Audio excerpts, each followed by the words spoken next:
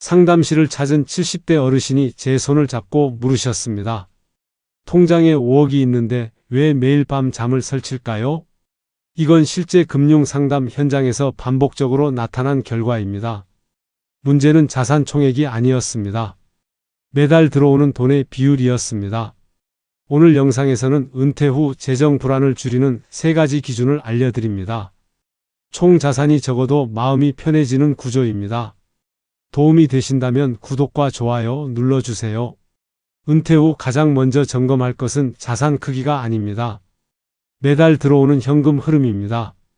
국민연금, 퇴직연금, 개인연금, 예금 이자를 합산하세요. 월 생활비의 70에서 80%를 감당할 수 있다면 안정적입니다. 김도현 씨는 자산 3억이 있었습니다.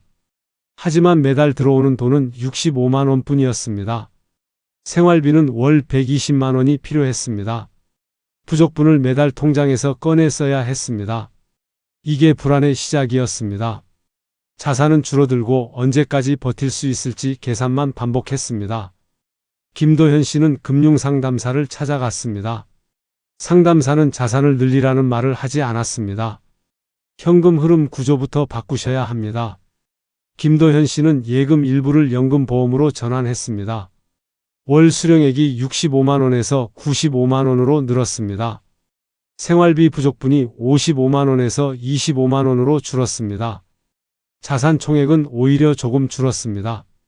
하지만 김도현 씨는 이제 숨통이 트인다고 말했습니다. 여기서 끝이 아닙니다. 현금 흐름만 점검해서는 부족합니다. 예상치 못한 상황에 대비해야 합니다. 두 번째 기준은 비상금을 금액이 아닌 시간으로 보는 것입니다. 월 생활비 기준 6개월에서 1년을 버틸 수 있는 현금을 준비하세요. 이 돈은 수익을 내는 자금이 아닙니다. 심리적 안전망입니다. 67세 박민수 씨는 비상금이 200만 원뿐이었습니다. 어느 날 갑자기 치과 치료비로 180만 원이 나갔습니다. 통장 잔액이 20만 원으로 줄었습니다. 다음 연금 입금일까지 2주가 남았습니다. 박민수 씨는 급하게 적금을 해지했습니다. 이자를 거의 받지 못했습니다. 이런 상황이 반복되면 자산은 조금씩 무너집니다. 비상금은 생활비 6개월분이 기본입니다. 월 100만 원 쓴다면 600만 원입니다. 월 150만 원이라면 900만 원입니다. 이 돈은 이자가 낮아도 상관없습니다. 언제든 찾을 수 있는 형태로 보관하세요. 일부 은행에서는 입출금 자유 예금도 이자를 줍니다. CMA 계좌나 머니마켓 펀드도 유동성이 높습니다. 많은 분들이 이 지점에서 놓칩니다. 비상금을 투자 수익률로 판단합니다. 그러면 막상 필요할 때 못 쓰는 상황이 생깁니다. 비상금은 수익이 아니라 안정을 위한 돈입니다. 이 선택 하나로 결과가 갈립니다. 세 번째 기준은 돈을 대하는 속도를 스스로 정하는 것입니다. 모든 해가 투자의 해일 필요는 없습니다. 어떤 해는 건강을 지키는 해여도 괜찮습니다. 어떤 해는 가족과 시간을 보내는 해여도 충분합니다. 74세 이순자 씨는 지인의 권유로 주식을 시작했습니다. 주변에서 모두 수익을 냈다고 했습니다. 이순자 씨는 3개월 동안 매일 시세를 확인했습니다. 불안해서 잠을 제대로 못 잤습니다. 결국 손해를 보고 정리했습니다. 이순자 씨는 내 나이에 이럴 필요가 없었다고 말했습니다. 자산의 80에서 90%가 안정적인 상품에 있다면 충분합니다. 무리한 변화를 주지 않는 선택도 관리입니다. 돈을 잘 관리한다는 것은 때로는 아무것도 하지 않는 것입니다. 문제는 지금부터입니다. 이 3가지 기준에는 정답이 없습니다. 누군가는 충분하다고 느낍니다. 누군가는 조금 더 필요하다고 느낄 수 있습니다. 중요한 것은 남의 기준이 아닙니다. 지금의 나에게 무리가 없는 기준을 세우는 일입니다.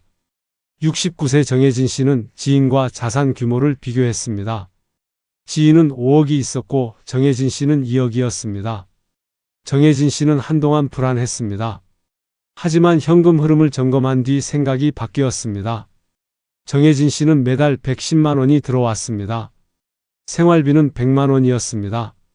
비상금은 800만 원이 있었습니다. 지인은 5억이 있었지만 매달 들어오는 돈은 80만 원뿐이었습니다. 생활비는 150만 원이 필요했습니다. 매달 70만 원씩 통장에서 빠져나갔습니다. 정혜진 씨는 내가 더 안정적이었다고 말했습니다. 이게 왜 중요하냐면요. 은퇴 후 불안은 숫자가 아니라 구조에서 옵니다.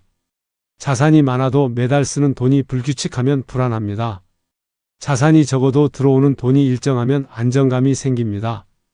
그래서 첫째, 현금 흐름 비율을 점검하세요.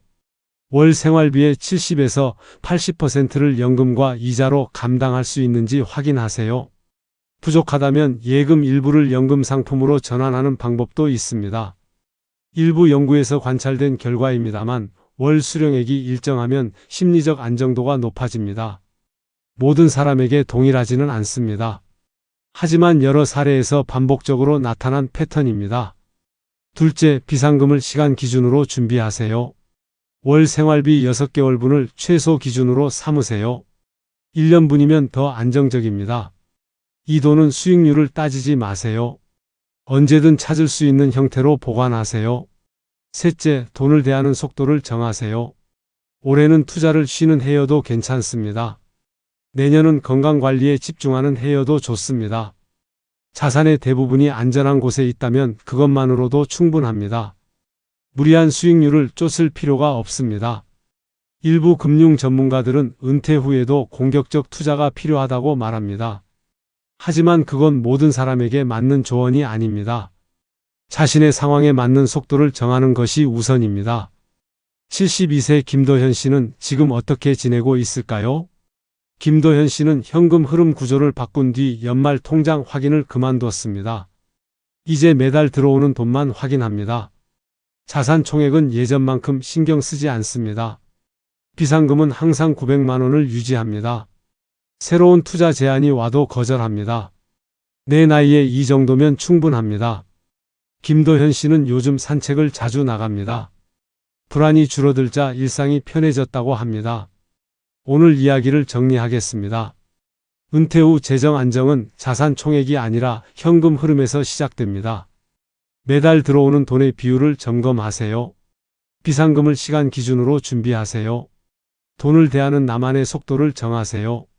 이 세 가지만으로도 불안은 줄어들 수 있습니다. 이걸 미루면 통장 잔액 확인이 습관이 됩니다. 매달 줄어드는 숫자를 보며 불안이 커질 수 있습니다. 지금 관리하지 않으면 나중에 선택지가 줄어듭니다. 오늘부터 하나만이라도 바꿔보셔야 합니다. 현금 흐름 점검부터 시작하셔도 좋습니다. 비상금 계산부터 해보셔도 좋습니다. 오늘 영상이 생활을 조금 더 편안하게 만드는 데 도움이 되었길 바랍니다.